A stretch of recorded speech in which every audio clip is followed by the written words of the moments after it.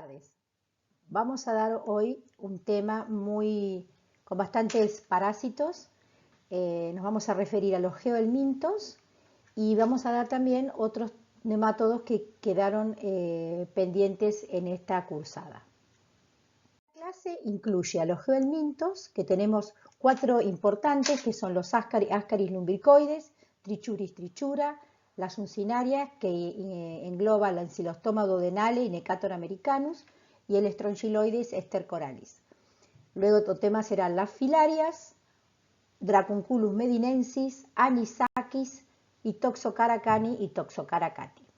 Vamos a definir qué son los geohelmintos. Son aquellos helmintos que necesitan necesariamente un paso de maduración en el suelo para completar su ciclo biológico. Desde el punto de vista estructural son nemátodos, es decir, gusanos redondos, dioicos, quiere decir que tienen el sexo separado en macho y hembra. Las hembras son de mayor tamaño y los machos tienen un extremo curvo para la copulación. Los más importantes son los que nombré en la tabla anterior y todos tienen ciclo monoxénico. La geohelmintiasis son las parasitosis intestinales producidas por estos geohelmintos. Las parasitosis intestinales son enfermedades emergentes relacionadas a la pobreza, pero algunos helmintos que son de distribución cosmopolita parasitan también a niños en todas las condiciones sociales, no solamente niños en condiciones precarias. La geohelmintiasis y las parasitosis intestinales en general tienen una gran importancia a nivel global, ya que más de 2.000 millones de personas están infectadas. Esto quiere decir que si en el mundo tenemos 8.000 millones de personas, el 25% de la población padece estas enfermedades. 300 millones de personas padecen estas enfermedades con morbilidad severa y más de 130.000 muertes atribuibles por año. Más de 600 millones de escolares afectados y más de 40 millones de mujeres gestantes en riesgo de sufrir serias consecuencias.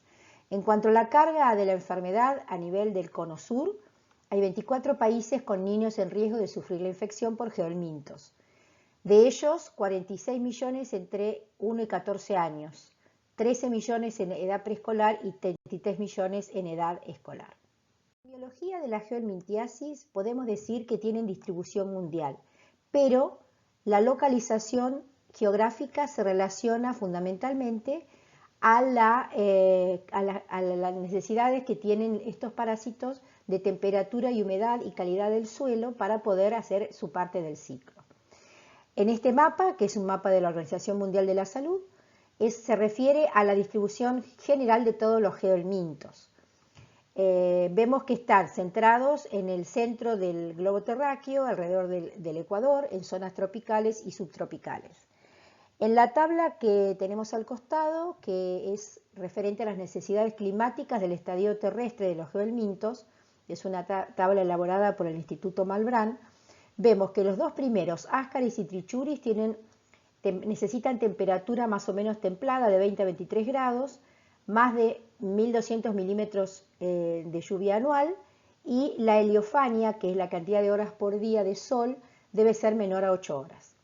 Por otro lado, tenemos el otro grupo, engloba las uncinarias, es decir, Ancylostoma y Necator, y al Strongyloides stercoralis.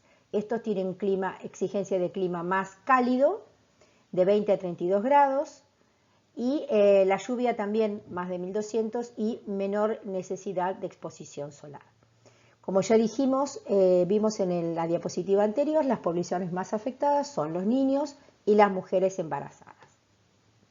Vamos a referirnos en esta diapositiva a algunas características comunes que presentan los geohelmintos en cuanto al estadio infectivo para el hombre, a la cantidad de huevos por día que ponen, y eso tiene que ver un poco con lo que llamamos el potencial biótico de cada parásito, es decir, la capacidad de reproducirse y transmitir a las personas, la maduración en horas de la larva y el periodo infectivo en el suelo. ¿Cuánto tiempo dura el periodo del huevo, en el caso, por ejemplo, del Ascaris o de las larvas en los otros, viables e infectivos.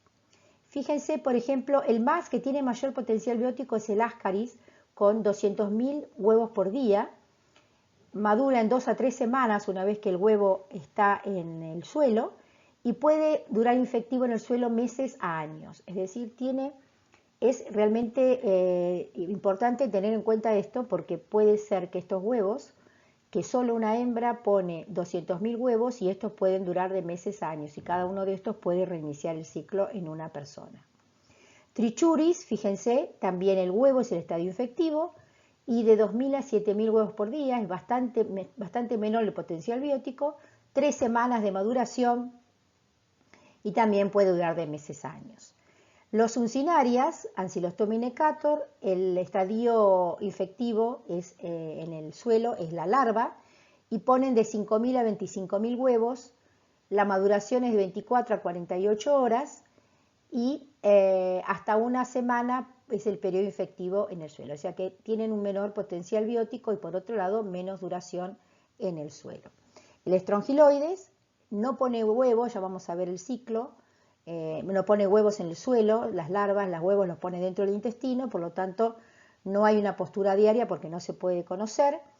En horas, 48 horas es la maduración, el tiempo de maduración y hasta una semana el periodo infectivo. Por otro lado, tenemos aquí otra tablita muy interesante sobre el periodo prepatente de los geohelmintos. Fíjense que el Ascaris, que es el tiempo en días que tarda la hembra en poner huevos. Desde la fecundación, 55 días Ascaris, 90 a 140 Trichuris. Los ancilostomas tienen de 55, ancilostoma 110 a 170 y Necator 55 a 95. Y el estrongiloides tiene, fíjense, un periodo prepatente re corto, de 7 días, lo cual indica que hay una mayor reproducción y una mayor cantidad de posturas de huevo. En cuanto a la helminthiasis, estas enfermedades de transmisión de parásitos intestinales con parte del ciclo en el suelo, tienen factores determinantes de la prevalencia y la intensidad de la infección, que son multicausales estos factores. Intervienen tanto factores ambientales como factores socioeconómicos.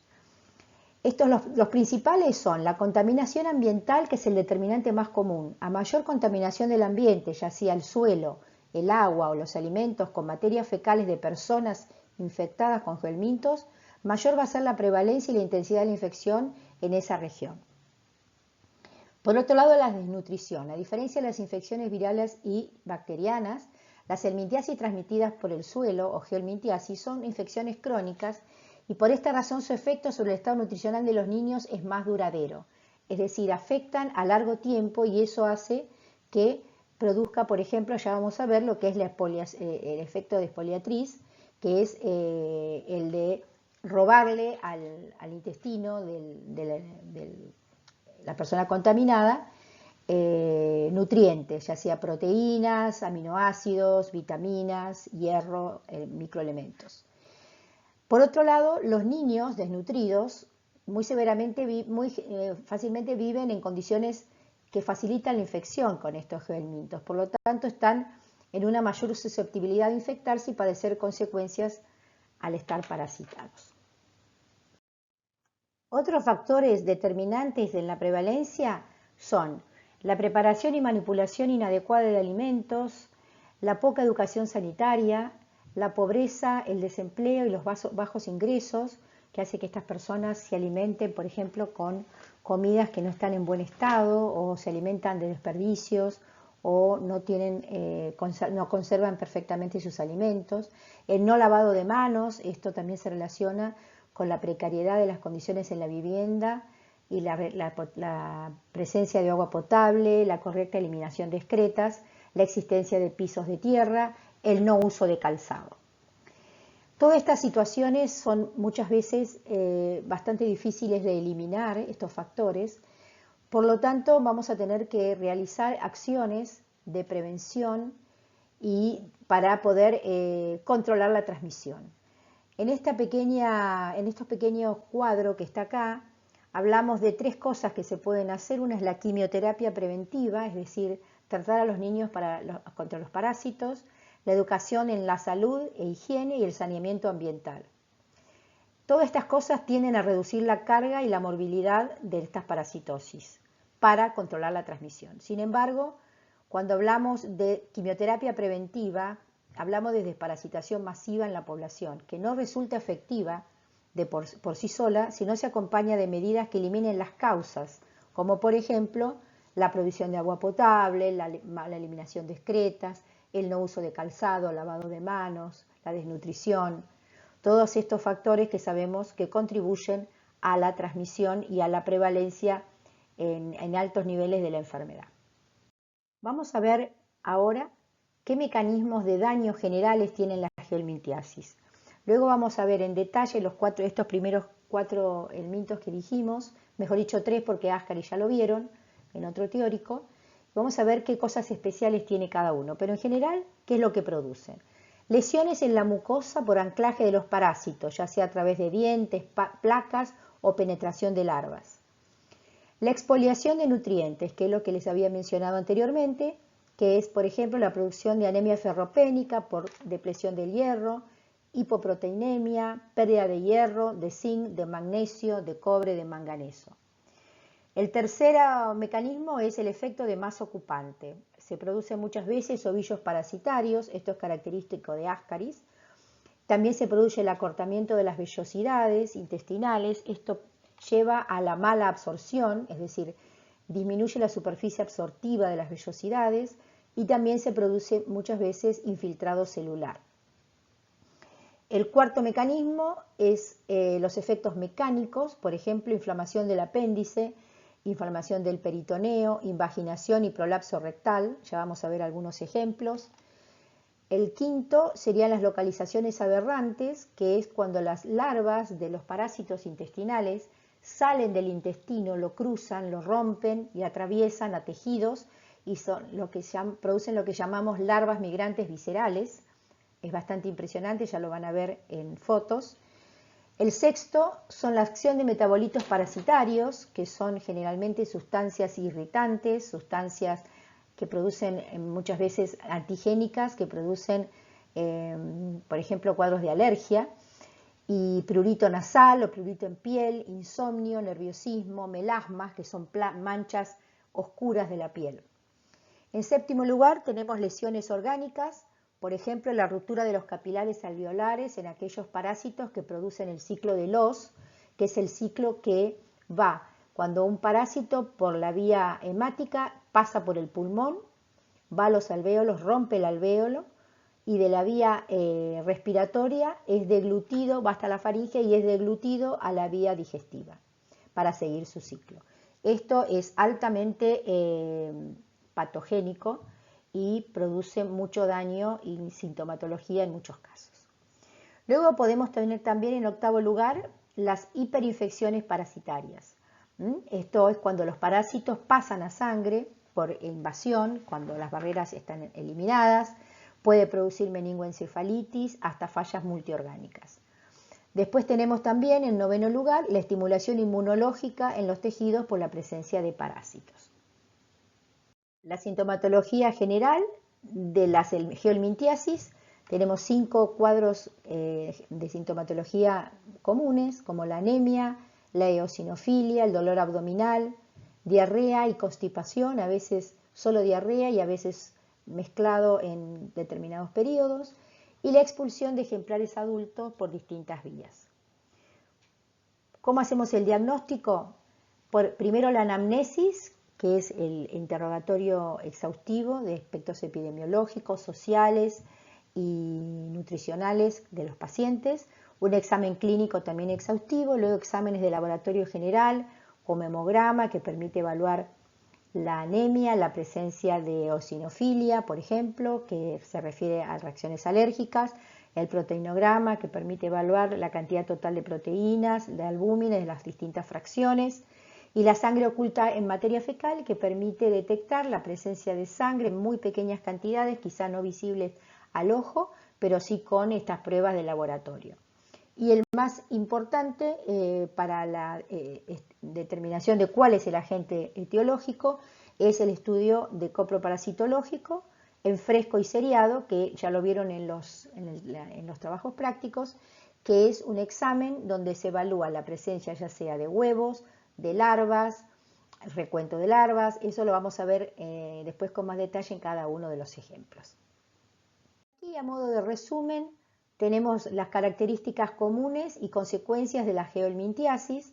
Este gráfico que me pareció muy interesante, está tomado de un curso de geohelmintiasis de OPS y Organización Mundial de la Salud, en donde tenemos, por ejemplo, comenzamos con el retraso en el desarrollo físico y cognitivo, la baja autoestima. En las gestantes produce anemia y riesgo de tener hijos con bajo peso al nacer, anemia y deficiencia de micronutrientes y desnutrición, exclusión social, ausentismo y deserción escolar, fatiga crónica, dolor abdominal intermitente, obstrucción intestinal, invaginación, prolapso rectal. Todas estas son repercusiones sociales y económicas que impactan en el desarrollo de las comunidades, a tener en cuenta en la presencia, cuando tenemos presencia de estas enfermedades. Ahora, en cuanto a la transmisión y prevención de la geohelmintiasis, podemos decir que las grandes dos vías de transmisión van a ser la ingesta de agua o alimentos contaminados con sus huevos, por ejemplo, hortalizas insuficientemente mal cocidas, lavadas o peladas, y las otras dos son la penetración de las larvas desde el suelo a través de la piel, por ejemplo el caso de ancilostoma, o en el caso de los niños al jugar en el suelo contaminado y llevarse las manos a la boca sin lavársela y pueden entrar las larvas. Luego vamos a ver en cada uno de los ejemplos de los geohelmintos, vamos a ver cuál es la vía especial para cada uno de ellos. Y en cuanto a la prevención, tenemos que tener en cuenta que como médicos, ustedes van a tener que enseñar y compartir con sus pacientes las buenas prácticas que previenen estas infecciones de geohelmintos. Las vamos a mencionar: el lavado de manos, el aseo personal, el uso de calzado, tener agua potable, ya sea para lavado y para bebida, lavado de verduras, higiene personal, la correcta eliminación de excretas, el lavado de verduras y frutas y el control en las huertas para que los animales no defequen y que no haya tampoco defecación humana. Acá tenemos una placa sobre Ascaris lumbricoides. Esto ya este tema lo desarrollaron en otro teórico previamente, se lo pongo por si no tienen este gráfico del CDC, estos gráficos son los que uso siempre porque están muy claros, son correctos y se entienden perfectamente.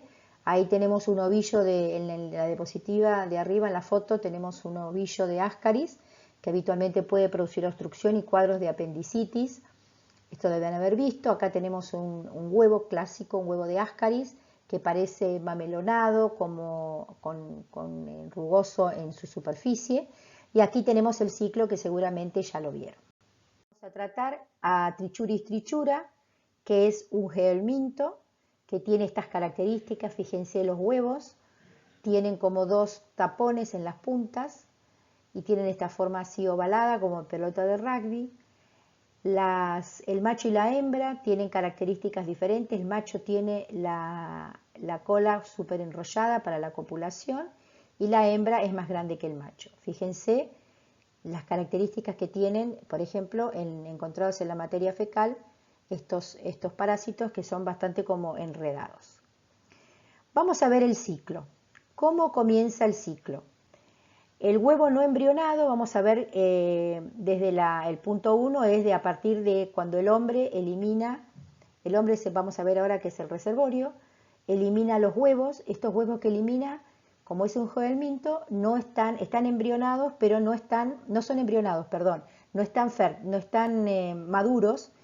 Entonces caen al suelo y ahí, según las condiciones que tengamos, que sean buenas condiciones para la maduración de los huevos, se va a dividir en estadio de 2 células el embrión y luego en un estadio de mayor cantidad de divisiones hasta llegar a la formación del embrión o larva, que sería el estadio 4. Este huevo, que ya está con la larva madura, es el que va a continuar el ciclo cuando el hombre lo va a ingerir. Fíjense que es un ciclo monoxénico, el único hospedador acá es el hombre, y este huevo va a liberar la larva dentro del intestino, que va a eclosionar de los huevos y se va a diferenciar en machos y hembras que van a copular y van a producir los huevos que va a eliminar en la materia fecal. Fíjense que cómo entran estos huevos generalmente es después de la ingestión, ya sea a través de las manos o de comida contaminada con tierra, y los huevos eclosionan en el intestino liberando las larvas. Las larvas se establecen, los gusanos adultos aproximadamente miden 4 centímetros de longitud, viven en el ciego, en esa parte y en el colon ascendente, y los adultos se fijan en el lugar en las porciones anteriores enredados en la mucosa. Las hembras comienzan a la ovoposición a 60-70 días y el tiempo de vida de los adultos es aproximadamente de 1 año. Algunas características de la trichuriasis que solo afecta a los humanos y a los primates superiores. Fíjense que este parásito no hace ciclo de los, lo destaco porque van a ver que hay otros de los geohelmintos que sí lo hacen. La lesión es fundamentalmente aguda o crónica, especialmente, ya sea aguda o crónica, especialmente en el ciego. Los ejemplares adultos tienen un estilete bucal para penetrar en la mucosa y cavan túneles. Fíjense en esta diapositiva, la primera que está a la izquierda, que tenemos acá en la mucosa intestinal cómo están como en túneles por debajo, dentro de la mucosa, están las larvas penetradas. Los síntomas relacionados a la carga, siempre están relacionados con la carga parasitaria. A mayor carga, mayor cantidad, mayor sintomatología. Es decir, que podemos tener casos de personas asintomáticas hasta personas con diarrea aguda o crónica. Pueden ser heces pastosas o líquidas. Las heces pastosas generalmente se relacionan a la presencia de grasa por malabsorción. Puede haber distensión abdominal, fiebre, pérdida de peso, dolor tipo cólico, es un dolor que va y viene, con pujos y tenesmos, prolapso rectal y desnutrición crónica. ¿Cómo hacemos el diagnóstico? A través de copro parasitológico en fresco y seriado, por la observación directa de los parásitos cuando hay prolapso rectal. Acá en la derecha tenemos la foto del prolapso rectal. El prolapso es cuando el intestino se evagina afuera del cuerpo humano, y acá vemos cómo, causado justamente por la presencia de los trichuris. Y acá vemos cómo se puede observar estos parásitos en la parte que salió del intestino hacia afuera del cuerpo. Estos parásitos se pueden tomar con pinza y se pueden observar y hacer el diagnóstico. También se puede hacer una rectosigmoidoscopía, que es una observación como si fuera una especie de videocolonoscopía, y se puede observar los parásitos en la mucosa, como tenemos esta foto de la izquierda. Vamos a pasar ahora a otro de los geohelmintos más importantes, que son las uncinarias. Se llaman uncinarias porque tienen una especie así como de uñas o de ganchos filosos, que se llama cápsula bucal, que sirve para la fijación, es quitinosa y es muy fuerte. Por eso se lo llama uncinarias. Y hay dos especies importantes, Ancylostoma duodenale y Necator americanus. Se diferencian por la cápsula bucal. Fundamentalmente el ancylostoma tiene 3 dientes, es el de la derecha, y el Necator tiene una placa cortante. Los huevos de los uncinarias son huevos con blastómeros, es decir, están como si fueran células en multiplicación adentro, que terminan formando la larva, y ven que tienen como una cámara de aire que separa lo que es este embrión o blastómeros de la superficie. Acá tenemos otras diapositivas, en la imagen de abajo tenemos, acá tenemos todos los estadios, tenemos el adulto, tenemos los huevos, acá vamos a tener en esta imagen con fondo negro, vamos a tener los huevos, vamos a tener las larvas rhabditoides, que son las larvas que se van a encontrar en el humano, y las larvas filariformes, que son las que vamos a encontrar en el suelo. Ahora vamos a ver el ciclo. Aquí en el ciclo vamos a comenzar en el punto 1, que es cuando el humano elimina los huevos bajo condiciones favorables, ya sea de humedad, calor y sombra, la larva eclosiona dentro del huevo en 1 o 2 días. Se libera la larva rhabditoide que crece en las heces o en la tierra y se convierte en larva, y después de 5 o 10 días se convierte en larva filariforme después de 2 mudas. Ese sería el tercer estadio. Ese estadio de larva filariforme está en el ambiente y este es el que va a penetrar en la piel, generalmente en los miembros inferiores, puede ser también en las nalgas, puede ser también en las manos, en distintos lugares que toquen la tierra, en donde va a penetrar la larva filariforme y va a pasar a la sangre. Es decir, de la sangre va a ir por las venas, va a llegar al corazón y a los pulmones, penetra los alvéolos pulmonares, el árbol bronquial y la faringe, donde es deglutida y hace lo que llamamos el ciclo de Loos. Esto acá, recuerden que hablamos de que se produce una parte de la patogenia de la enfermedad, se produce en este ciclo de Loos. Las larvas, una vez deglutidas, llegan al intestino delgado, donde residen hasta llegar al estadio adulto, es decir, maduran estas larvas a llegar al estadio adulto. Ahí se diferencian en machos y hembras. Los gusanos adultos se adhieren a la pared del intestino con pérdida sanguínea del hospedador, es decir, le producen anemia por pérdida de sangre. Muchos de los adultos son eliminados en 1 o 2 años, pero su longevidad puede llegar hasta varios años, es decir, esta enfermedad, de no tratarse, va a generar un cuadro crónico de una anemia importante a lo largo del tiempo. Algunas larvas de Ancylostoma duodenale, después de la penetración de la piel, entran en hipobiosis, que es decir, en el intestino o en el músculo. Además de la infección por Ancylostoma duodenale, probablemente ocurre también oralmente o por ruta transmamaria. Necatur hace una migración transpulmonar. Acá vemos algunas características de las uncinariasis. El reservorio es humano y las uncinarias habitan generalmente en el duodeno y yeyuno. La larva infectante, como vimos en el ciclo, la larva 3, L3, que es filariforme. El mecanismo de infección es la penetración activa por vía cutánea. También puede ser ingesta de agua o alimentos contaminados con larvas filariformes. La lesión en la puerta de entrada tiene lesiones en varios lugares. Tenemos en la puerta de entrada en la piel, produce dermatitis, prurito y dolor. Puede haber lesión pulmonar, que es la acción traumática y alérgica por el pasaje de los parásitos a través del pulmón y la ruptura de los alvéolos. Y la lesión intestinal, que es traumática, exfoliatriz e inflamatoria. Las manifestaciones clínicas son pérdida de peso, astenia, adinamia, ahí está mal escrito, mareos y alergia, náuseas, dolor abdominal, diarrea o estreñimiento. ¿Cómo hacemos el diagnóstico? Bueno, acá fíjense una lesión en la puerta de entrada, con la larva ahí presente. Acá tenemos lesiones en la mucosa y un infiltrado, una erupción local en el duodeno.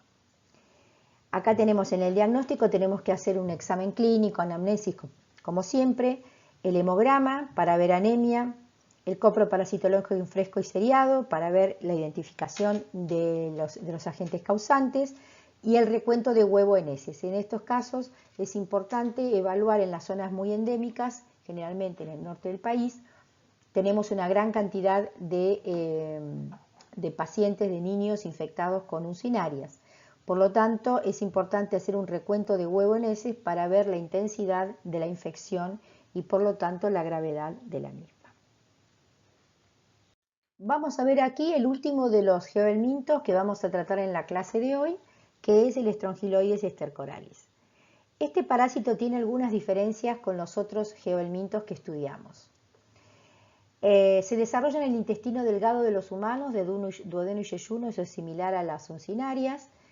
Pero aquí tenemos un detalle, la hembra en el humano se reproduce por partenogénesis, es decir, no requiere del macho, se multiplica sola. Tiene varios estadios larvarios y la reproducción sexual es en el estadio de vida libre. Los huevos eclosionan en el intestino, no salen con las heces. Por lo tanto, lo que libera un paciente infectado con Strongyloides cercoralis es larvas rhabditoides, por lo que es difícil encontrar los huevos en materia fecal. La forma infectante es la larva filariforme y la forma diagnóstica es la larva rhabditoide que se va a encontrar en la materia fecal y en otros fluidos o tejidos. La estrongiloidiasis es una de las principales enfermedades parasitarias producidas por geohelmintos. Entre 30 y 100 millones de personas están infectadas en todo el mundo. Tiene un ciclo de vida complejo, como vamos a ver en la diapositiva siguiente, que vamos a ver el ciclo.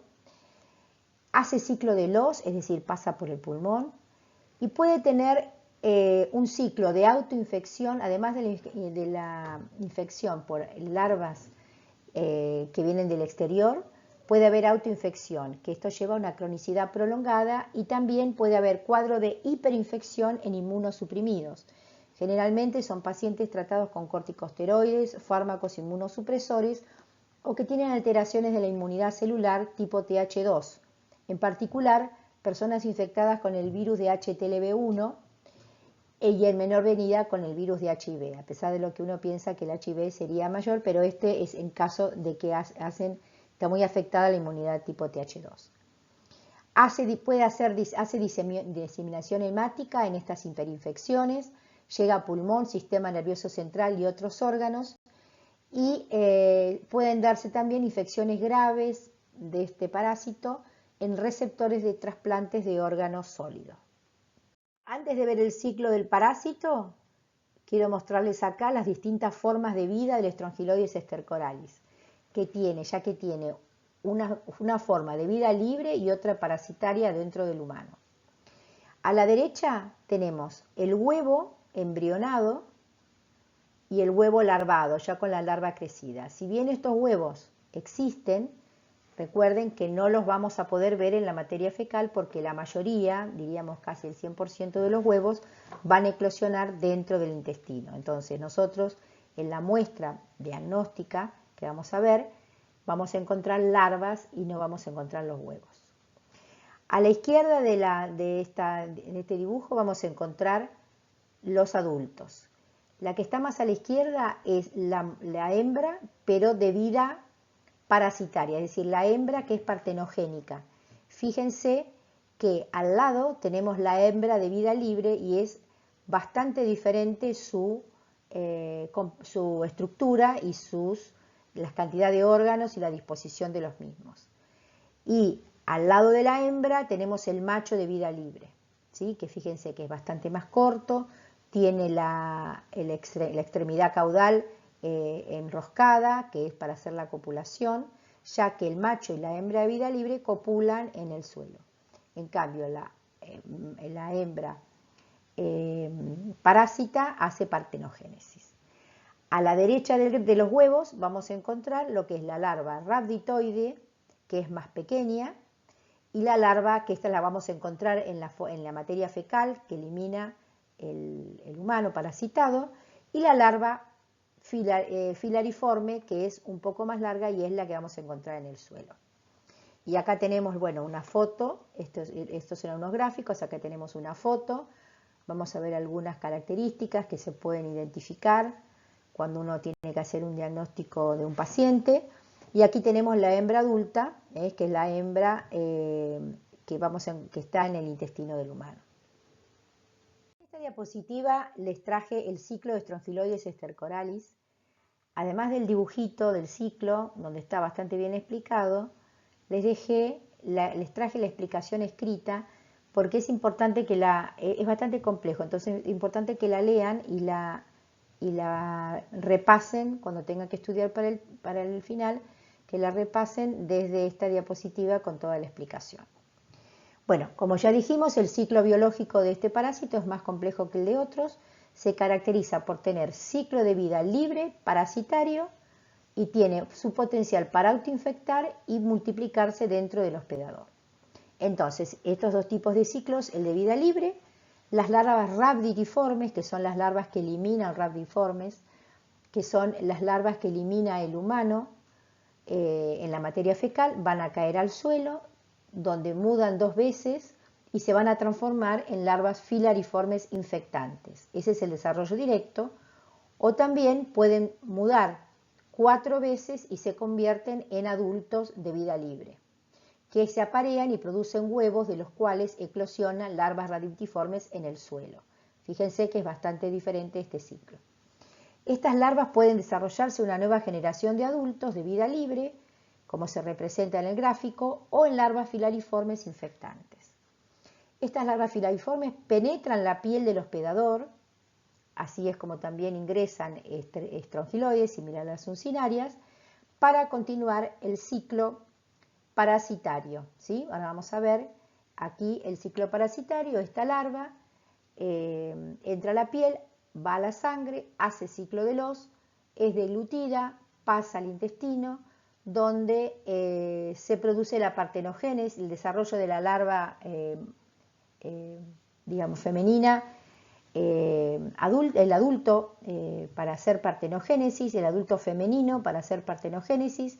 Se van a producir los huevos van a eclosionar y van a dar larvas rhabditoides que van a caer con la materia fecal. Pero acá es donde está el problema. Acá va a estar el ciclo de autoinfección. Estos huevos y estas larvas rhabditoides que van a estar en el intestino del hombre van a producir autoinfección y van a volver a hacer el ciclo aumentando la cantidad de parásitos, y estas larvas se van a diferenciar otra vez a hembras partenogénicas y van a seguir alimentando el ciclo. De esta manera, de no tratarse, esto puede perdurar durante muchos años, incluso toda la vida en un paciente.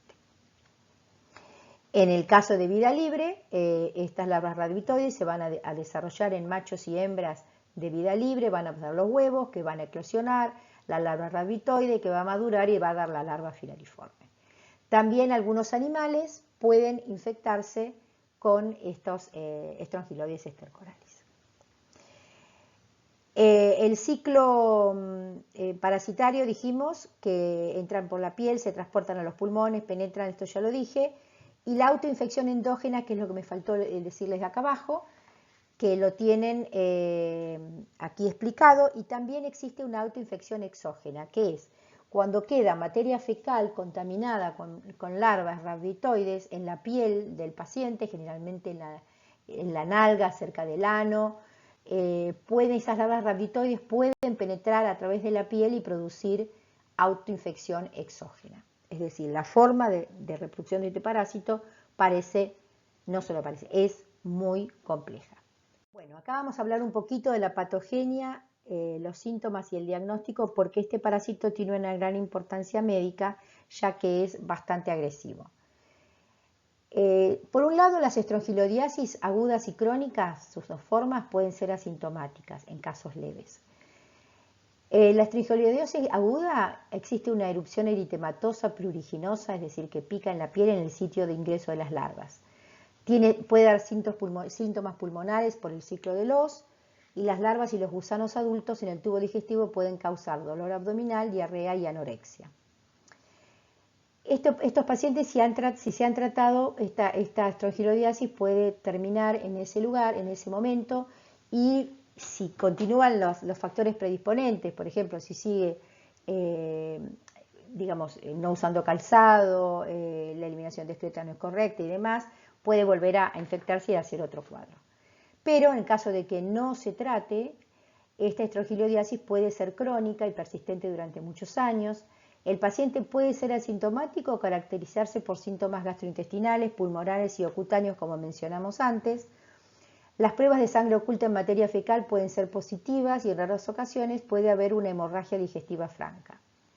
Los síntomas pueden imitar los síntomas de una colitis ulcerosa, otras veces se confunde con mala absorción o con los de obstrucción duodenal, o sea que hay que hacer en estos casos diagnósticos diferenciales. También fíjense que estrongiloides produce lo que se llama larva currens, que es una larva migrante cutánea específica de estrongiloides que producida por la autoinfección. Comienza una erupción en la región perianal que se acompaña de prurito. La larva Kurn es una lesión cutánea urticariana, eritematosa, lineal, serpiginosa, de rápida migración, hasta 10 centímetros por hora. ¿Cómo hacemos el diagnóstico? Bueno, tenemos que hacer un coproparasitológico en fresco y seriado. Pueden, a veces, en el 75% de los casos, no se ven las larvas rhabditoides porque suelen, por ejemplo, destruirse rápidamente, a diferencia de lo que podrían ser los huevos. Hay que hacer métodos de concentración. También se pueden hacer métodos de cultivo de larvas en heces, el método de Arakaki. También separación de larvas, que en una especie de embudos, método de Bayerman. Pueden hacerse biopsias intestinales, estudios de esputo y métodos inmunológicos para detectar anticuerpos en enfermos crónicos por ELISA-IFI. Esto fundamentalmente en pacientes que van a ser donantes de órganos, porque ya vimos que la presencia de estos parásitos puede ser peligrosa en el caso de trasplantes de órganos sólidos. Bueno, dejamos atrás la geohelminthiasis, vamos a meternos en el mundo de otro tipo de estudios de otros nemátodos que se agrupan con el nombre genérico de filarias, producen la filariosis, y vamos a ver cuáles son las especies productoras de estas enfermedades y los vectores biológicos, porque a diferencia de los geohelmintos, que son de ciclos monoxénicos, en el caso de la filariosis son de ciclo heteroxénico y son transmitidas, el hospedador intermediario son vectores biológicos artrópodos. Las filarias más importantes podemos clasificarlas en estos cuatro grupos. Por un lado, las que producen filariosis linfática o elefantiasis. Fíjense esta diapositiva a la derecha, esto es lo que se ve tan deforme, es una pierna de un paciente con elefantiasis o filariosis linfática. Esto se produce por defecto en el retorno venoso que produce la oclusión, que producen la oclusión de los vasos linfáticos por las hembras, por los adultos de las filarias en las válvulas linfáticas. Esta enfermedad, bueno, vamos a ver después la distribución geográfica. Luego tenemos otro caso, otras filarias que producen la ceguera del río, se llama así porque se llama ceguera del río, porque los vectores biológicos crecen en el agua, entonces la gente que se infectaba relacionaba la enfermedad con la cercanía al río. Esa enfermedad se llama oncocercosis y produce ceguera. Vamos a ver que las larvas invaden el ojo hasta producir una necrosis y lleva a la ceguera. Luego tenemos otra filaria que se llama loa, produce loasis. También son larvas de localización ocular y un edema generalmente palpebral llamado edema de Calabar. Ya dijimos que el ciclo es heteroxénico, los gusanos adultos son finos y miden de 1 a 4 centímetros, causan diversos cuadros, son característicos de cada especie individual de filaria. Perdón, me olvidé de leer las Manzonella osarda y perstans, que estas manzonelas se encuentran en Argentina. La mayoría de estas vamos a ver que están en África y en Asia, y en Argentina y en el cono sur también tenemos Buchereria y Oncocerca, pero Manzonella también está presente en Argentina. Sigamos con la patogenia. Los adultos de las filarias producen obstrucción de los vasos linfáticos, inflamación o granuloma pseudotuberculoso alrededor de las filarias. Esto produce linfangitis en las extremidades y en los genitales también, llegando a la fibrosis y obstrucción completa de los vasos linfáticos. ¿Cómo puede prevenirse estas infecciones? A través del control de los vectores transmisores, haciendo diagnóstico y tratamiento de los casos, porque ya vemos que ver que en el ciclo interviene los vectores picando y chupando sangre con las formas de la filaria, las formas filariformes que andan por circulación, y por eso es importante tratar los casos para disminuir la cantidad de sangre contaminada o con filarias disponible para los vectores. Por supuesto, también, como siempre, educación sanitaria y eliminación de vectores en la medida que sea posible. El cambio climático es importante tener en cuenta porque los vectores son muy sensibles al cambio climático, ya sea por aumento de temperatura, por aumento de humedad, por sequías y demás. y hace que pueda modificar la epidemiología, es decir, las regiones en las que está, y generalmente acercar a las zonas estas enfermedades, ya sea de gelmintos o de estas filarias que tienen generalmente en clima tropical y subtropical a zonas más templadas que se ven cada vez con más temperatura. Acá les traigo un cuadro que lo hice con la idea de que pueda hacerle fácil para recordar y para hacer un estudio comparativo. En las dos primeras filas tenemos las dos filarias que producen filariosis linfática, que son Buchereria bancroftfi y Brucia malayi. Bueno, estas son, la Buchereria es de localización mundial y hay en América, especialmente en el norte de Brasil, en una zona bastante grande del norte de Brasil y Surinam. Y la Brucia es más específica, más prevalente en Asia. La localización de las microfilarias, que son las que van a chupar el vector, se encuentran en sangre periférica, y los vectores son los mosquitos comunes, el mosquito Culex, que es el mosquito común, y los adultos se localizan en los vasos linfáticos, y este es el típico caso de las elefantiasis. La oncocerca volvulus produce la oncocercosis, como dijimos, es transmitida como vector por las moscas negras del género Simulium. La localización de los adultos es en el celular subcutáneo y las microfilarias en la piel y los linfáticos del tejido conectivo. Esta está en África, en Medio Oriente y también en Sudamérica. Esta tenemos también en Sudamérica. Loa loa, que produce la loasis, también vimos que producía el edema de Calabar y la localización ocular. Es transmitida por tábanos del género Thrisops. La localización de los adultos en la dermis, las microfilarias en sangre periférica, y esta está en África. La Manzonella osardi y la Manzonella pertans están en Sudamérica, especialmente la Manzonella osardi, que se encuentra muy en el norte argentino, tan es así que se la llama filaria tucumana. Estas dos manzonelosis son dos patologías de baja, no son muy graves, tienen baja patogenicidad estas dos filarias. La Manzonella osardi es transmitida por moscas negras y jejenes, los jejenes que crecen en el agua, esas mosquitas chiquititas tan molestas. Y la Manzonella pertans es transmitida solo por jejenes. Fíjense que producen la localización, una es en las serosas y otra en la dermis, en sangre periférica y en la dermis. Acá les traje estos mapitas que son de la Organización Mundial de la Salud, son mapas oficiales, con la distribución de algunas filarias en Sudamérica, porque generalmente y en muchos libros les resta importancia porque como que muestra que son muy de África, de Asia, que no hay en nuestro cono sur. Bueno, muchos de nosotros viajamos a Brasil en vacaciones, Venezuela, Colombia, Perú.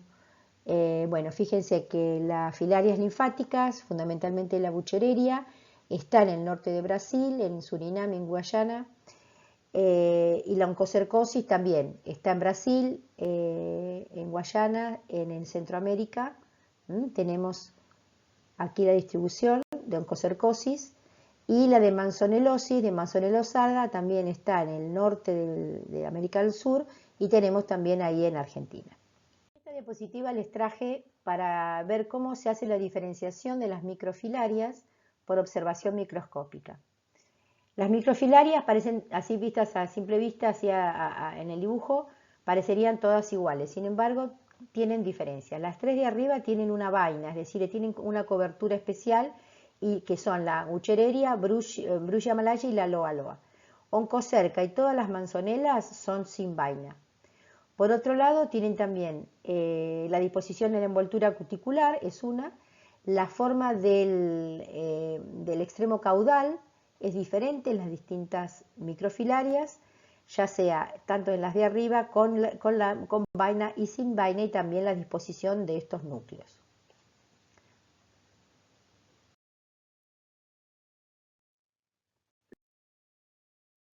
Aquí tenemos el ciclo de oncocerca, que es la ceguera de los ríos.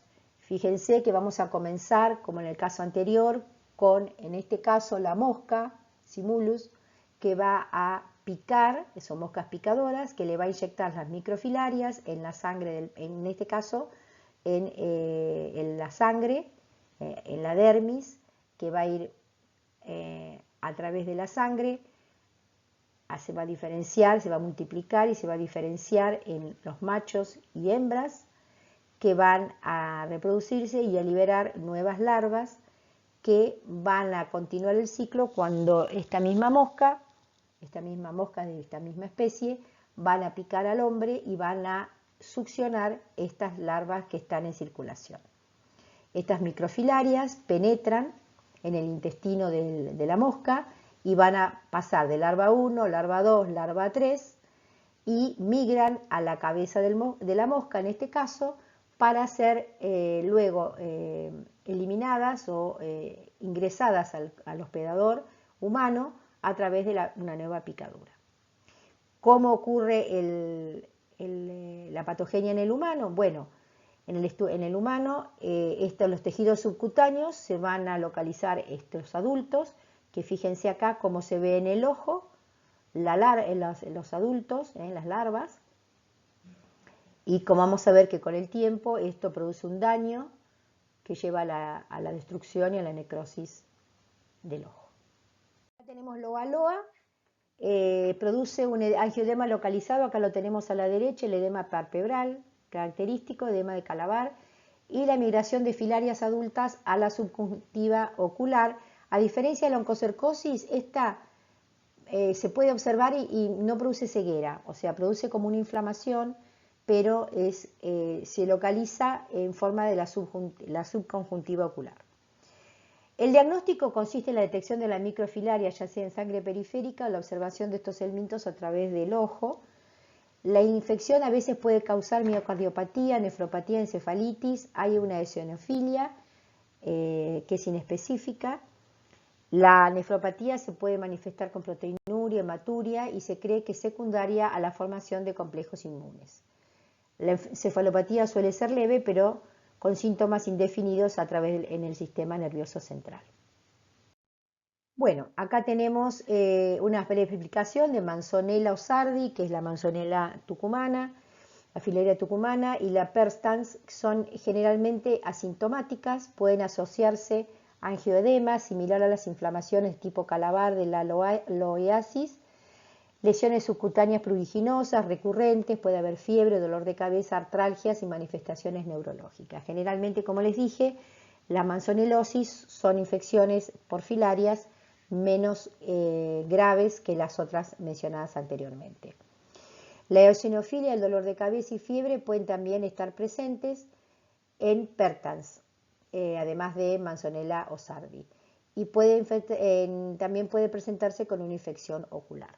El ciclo es igual, comienza con la picadura de los culicoides, que serían los jejenes, que introducen las microfilarias, hacen el ciclo desarrollando los estadios adultos, macho y hembra, que van a copular y van a liberar larvas, que van a ser luego vueltas a ingerir por un artrópodo, que en este caso el culicoide, que desarrolla en su interior la larva 1, pasa a larva 3 y luego a microfilaria, que lleva hasta la cabeza del hospedador artrópodo.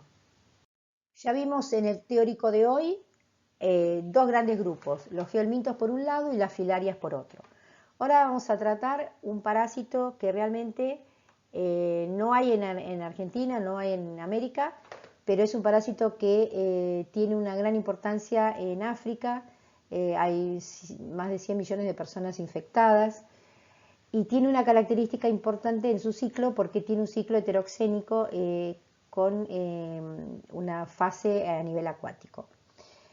Es un nemátodo, es dioico, es decir, tiene también masculino y femenino, de ciclo heteroxénico. Es común en pueblos rurales pobres, con poca agua, en África, en lugares medio secos. ¿Por qué secos? Porque estos lugares, los charcos, las lagunas, tienen que estar como bastante con poca cantidad de agua, de manera que el agua está bastante contaminada, muy sucia, no corre, agua estancada. Es en 19 países de Asia y África, por ejemplo Arabia Saudita, Pakistán, la India, Afganistán, entre otros, hay 140 millones de personas expuestas a la infección. Fíjense que el tamaño de este parásito. La hembra mide de 80 a 120 centímetros, es más de 1 metro de largo y 2 milímetros de ancho. El macho es mucho más pequeño. Produce la dracunculosis, que se adquiere por la ingesta de agua con copépodos, que son unos crustáceos infectados con las larvas de este parásito. La patogenia se produce con el desarrollo de las hembras en el tejido subcutáneo, que es lento este desarrollo, generalmente en las extremidades de las personas. La hembra se abre del tejido celular subcutáneo, se abre camino produciendo hacia el exterior, quiere salir por la piel y se produce una úlcera dolorosa y un absceso. Puede producir discapacidad motora e infecciones. En la úlcera sale la larva, que ya vamos a ver cómo sale entera, puede salir 1 metro de los adultos, y esa larva produce cuando cae en el agua, el paciente está con los pies, por ejemplo, en el agua, las piernas en el agua por donde tiene y sale la larva, esa larva larga miles de microfilarias al agua, contaminando en forma importante esa fuente de agua. Y esas larvas son las que van a entrar a los copépodos y van a seguir el ciclo. Ahora lo vamos a ver. Los síntomas clínicos, el diagnóstico se va a hacer por síntomas clínicos, que es, por supuesto, ver la presencia de los nódulos, las úlceras y la liberación de las larvas a través de la piel, que se van a poder extraer enrollándolo mediante un palito. Ahora vamos a ver cómo lo hacen, y la posterior observación ya sea en lupa o en microscopio. ¿Cómo se hace la prevención? Utilización de agua potable, educación sanitaria y provisión de agua de filtro a las personas y el control de los copépodos en las fuentes de agua. Aquí tenemos el ciclo, pero primero quiero que vean estas diapositivas de la izquierda. En la que está en blanco y negro vemos un pie con un nódulo y una úlcera y saliendo el adulto de Dracunculus al exterior. Estas son las hembras, y si esto está en el agua, esta hembra está soltando larvas al exterior. Y aquí tenemos cómo lo sacan, lo van enrollando en un palito y van tirando de manera de poder sacar completo el espécimen. Aquí tenemos el ciclo, vemos que comienza por la ingesta del copépodo, que es este crustáceo que está aquí. Esta parasitosis se adquiere por consumo de agua contaminada con crustáceos copépodos del género Cyclops. Las larvas se liberan en el intestino cuando muere el copépodo y atraviesan la piel intestinal y migran al tejido subcutáneo y de ahí a la piel, que es lo que vimos ahí. Se produce una ampolla vesicular donde la hembra adulta hace la postura de miles de larvas L1 en el agua. El ciclo continúa con las larvas, penetran al copépodo madurando a larva 3. Los copépodos pueden ingresar directamente a los humanos con el agua o bien ser ingeridos por los peces, ranas y otros animales acuáticos. La ingesta de estos animales, por ejemplo de los peces, con Dracunculus por parte de los humanos y perros, permiten también la continuidad del ciclo. Vamos a ver ahora brevemente otro parásito, otro nemátodo, que es el Anisakis. En este caso Anisakis simplex, que es una de las especies. Es un nemátodo que parasita invertebrados, peces y mamíferos acuáticos. La enfermedad es la anisakiosis y está provocada por la ingesta de carne de pescado cruda o insuficientemente cocida con larvas de anisakis. Esto es ceviche, sushi, surimi, arenque ahumado, todo lo que es pescado crudo. El ahumado no elimina las larvas de anisakis. Las larvas de anisakis se encapsulan en los peces, en la carne de los peces. Ahora vamos a ver algunas fotos. Los primeros, esta enfermedad es, digamos, de más o menos reciente descripción, las otras enfermedades son milenarias. Esta anisakiasis se describió en 1960, 1955 en Japón, justamente relacionada a la gran cantidad de pescado crudo que se come en esa región, y en Holanda. Y luego de esto hubo un aumento exponencial de casos a raíz del aumento del consumo general en muchos países, incluyendo en Argentina, del pescado crudo que puede tener anisakis. ¿Cómo es el mecanismo de transmisión oral? Ingesta de alimentos. Ya mencioné cuáles son las formas en que normalmente se come el pescado crudo. La distribución geográfica cosmopolita, hay alrededor de 20.000 casos por año y el 90% de los casos ocurren en Japón. Acá vemos en este mapa, ¿sí?, la distribución de casos. Hay otras especies de anisáquidos también, además del simplex. Acá les quiero contar algunas características de la patogénesis y del diagnóstico y demás. Las larvas que ingerimos, vimos en la diapositiva anterior, vimos la carne de pescado con las larvas, que son en algunos casos visibles. Pueden eliminarse muertas, es decir, cuando lo ingiere el paciente a veces lo puede eliminar muertas directamente sin producir enfermedad, pero algunas de estas larvas pueden penetrar la mucosa esofágica o faríngea, produciendo una picazón inmediata, como una especie de reacción alérgica. Estas larvas pueden ingresar en la mucosa intestinal si logran superar la faringe y el esófago.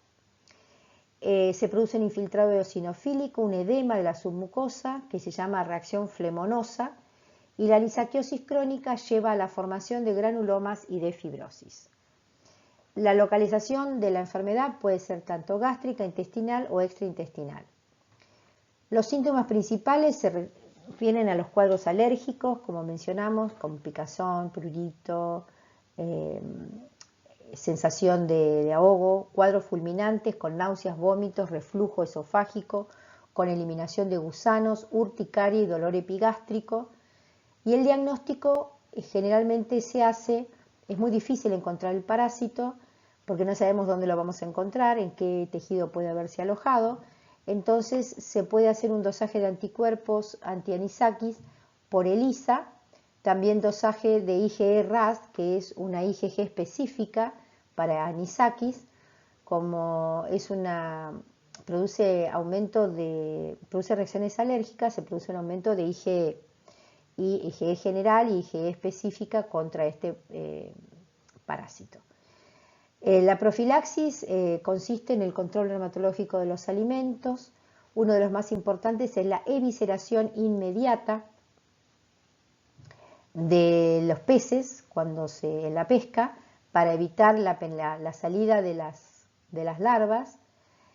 Y una de las cosas que se puede hacer es que se llama freezing súbito, que es congelar a menos 40 grados centígrados en forma rápida, y luego hacer cocción a más de 60 grados para matar las larvas.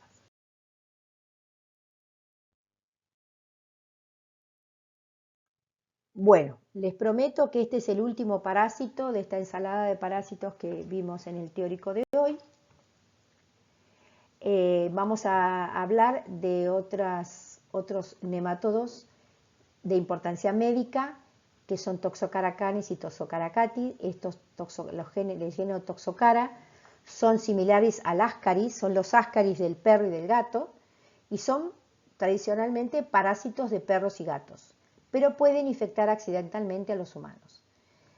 En el hombre se infecta por la ingesta accidental de huevos infectantes con larva 2.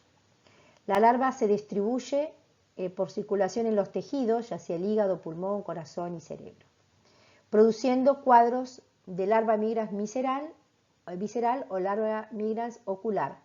También otro cuadro que se llama toxocariasis asmatiforme y toxocariasis neurológica. ¿Cuáles son los síntomas? Leucocitosis, aumento, quiere decir, del número de glóbulos blancos, eosinofilia persistente, hipergamaglobulinemia, hepatomegalia. Los factores predisponentes para la adquisición de toxocariasis es la geofagia, es decir, niños, por ejemplo, que comen tierra o que se meten la mano en la boca con tierra, y el contacto, por ejemplo, con areneros, con heces caninas en areneros, heces caninas con huevos de toxocara.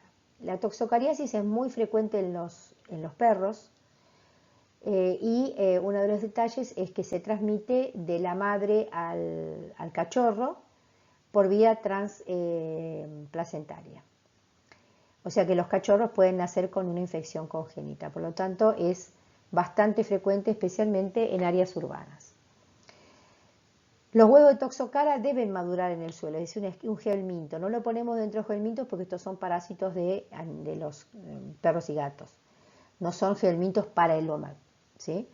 El diagnóstico se efectúa, como siempre, a través de anamnesis, por ejemplo, preguntando si tiene perros, si visita plazas, qué costumbres tienen los niños, un examen clínico muy exhaustivo, hacemos hemograma, IgE y podemos hacer serología para toxocara.